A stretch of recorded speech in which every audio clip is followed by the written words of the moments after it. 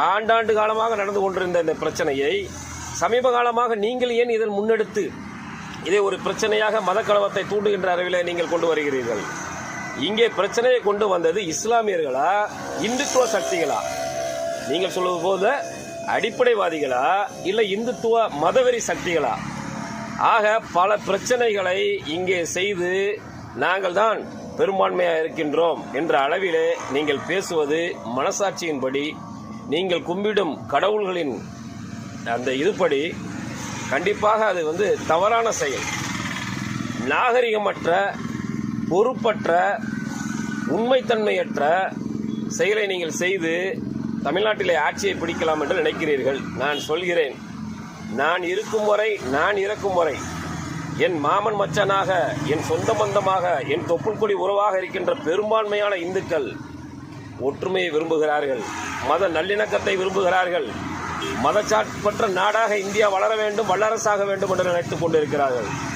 அதிலே நீங்கள் இரத்த ஆறு ஓட வேண்டும், அந்த இதிலே சந்தனத்தையும் பன்னீரிலையும் பாலில் குளிக்கின்ற நீங்கள் இரத்தத்திலே குளிக்க வேண்டும் என்று ஆசைப்படுகிறீர்கள். வேண்டாம் சகோதரர்களே, ஒற்றுமை எனும் கயிறை இறுக பற்றி பிடியுங்கள்.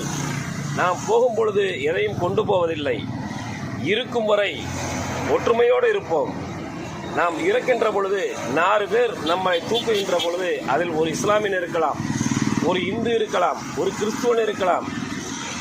ஆக வாழுகின்ற இந்த நாட்களிலே நாம் ஒற்றுமையோடு இருந்து இந்த நாட்டின் சிறப்பையும், இந்த நாட்டின் மத நல்லிணக்கத்தையும், மதச்சார்பற்ற இந்த நாட்டின் உண்மையான ஒரு நிலையையும் உலகிற்கு நாம் எடுத்துச் செல்வோம். ஆக இது போன்ற சுப்ரீம் கோர்ட்டே சொல்லியிருக்கிறது, பல பிரச்சனைகள் வடநாட்டில் இருக்கின்ற பல மசூதிகள், தர்காக்கள், அங்கே கோயில் நிலம், இது ஏற்கனவே கோயில் இருந்தது அப்படி என்றெல்லாம் ஒரு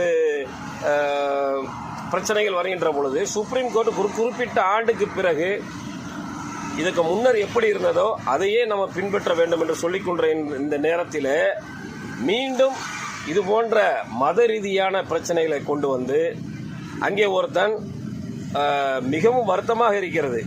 வேலூர் இப்ராஹிம் என்பவன் அங்கே வருகிறான் பார்வையிடுவதற்கு. அவன் வந்தாலே 7.5 தான்.